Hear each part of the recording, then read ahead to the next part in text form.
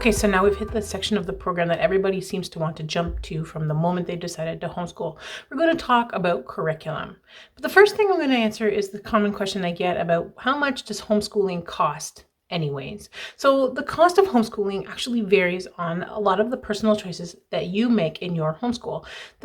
Some things that might cost you money when you homeschool is curriculum, internet, any courses that you decide to take, and any technology that you need, like computers or tablets, e-readers, a printer, good quality ink, any equipment such as art supplies and a microscope. You might also need books and school supplies such as great pencils and pens and erasers and a really good pencil sharpener, any extracurricular activity fees and field trip costs that you're going to have. Also, any subscriptions to magazines or to websites that you might have, and any transportation costs to get to and from various activities.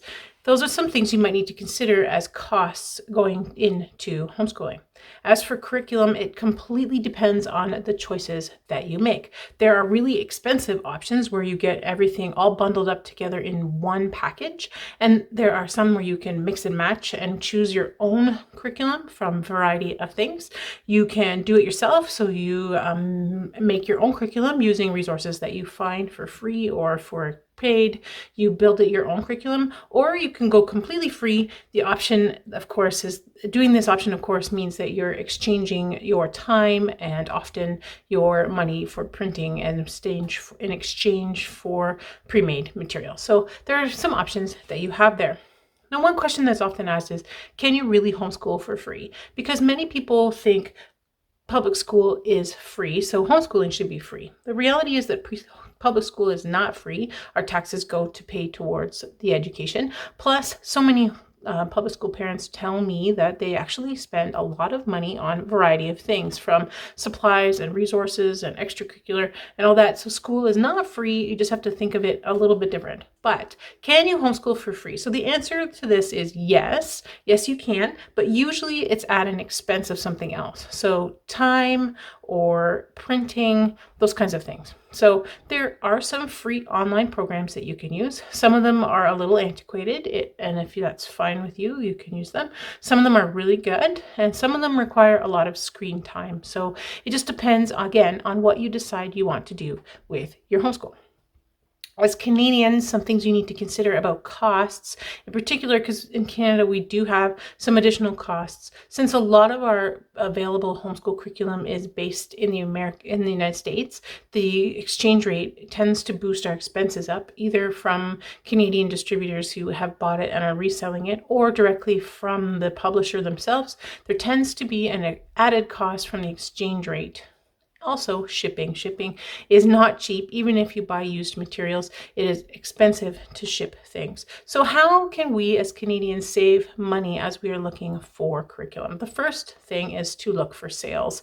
Of course, everyone loves a good sale. So if you are thinking about buying a specific curriculum, try to buy it when it's on sale. A lot of publishers do free shipping or do free product sales during the spring and the early summer, because that's when people are typically buying their homeschool curriculum. So keep an eye on that. Another option is to buy used. So some curriculum allows you to resell and rebuy curriculum from somebody else. So what you can do is look on some swap sites on Facebook or on eBay or Amazon, maybe. There's a variety of places that you can look. Sometimes there's local curriculum fairs and that kind of thing where you can find used curriculum and buy books from somebody else. That's an option. But please make sure that you're paying attention to the copyright laws in the books. Well, sometimes they're not allowed to be used by somebody else. It's against the legal copyright rules. Just make sure you're aware of exactly what is allowed. There's also some digital programs that you can buy the CDs for, but when you transfer them to somebody else, they no longer give access to certain things, or they can't get a new access code. So please make sure you're aware before you buy something used. But this can be a really great way to buy resources and to save money on resources. Some other options for saving money is to go digital. Digital tends to be cheaper than printed because there isn't the cost of publishing and shipping. If you can do digital, you can either print it out yourself, or sometimes with digital, you can also just read it right on your tablet or your phone or your computer screen, so that you don't have to actually spend all the time and money on printing and sorting and organizing. You can even do worksheets on a PDF file on a tablet, so that they don't have to have a worksheet printed out, if that's an option that you would like to do. You can also ship it to a US mailbox. If you live close to the border, you can ship it over cross the border and pick it up, as long as the border is open and you can have access to that. You can buy local from a store or from another distributor and be able to save money that way, because you can go pick it up instead of having to ship it. You can share shipping costs with friends. So if you know that somebody else is going to be buying the same company curriculum as you guys can put a great big order together, save shipping costs that way, because you don't have to each individually pay for shipping. Don't feel pressured to buy the biggest expensive curriculum just because somebody else is doing it. Pick the curriculum that's in your cost range so that you don't have to spend a lot of extra money. And remember that you can reuse curriculum with another child. Try to find resources that you can reuse with another child if you have more than one child in your family, because that way you can save money. You don't have to buy a curriculum again for the next time. The key takeaway I want you to take from this particular section is that how much does homeschool cost probably shouldn't be the question that you ask. It actually should be, how much can we afford, and then choose things within that budget. That way you'll be able to save a lot of money and know exactly what you can afford and what you cannot. So your action step for this one is to think, what is the budget that we can set forth for homeschooling?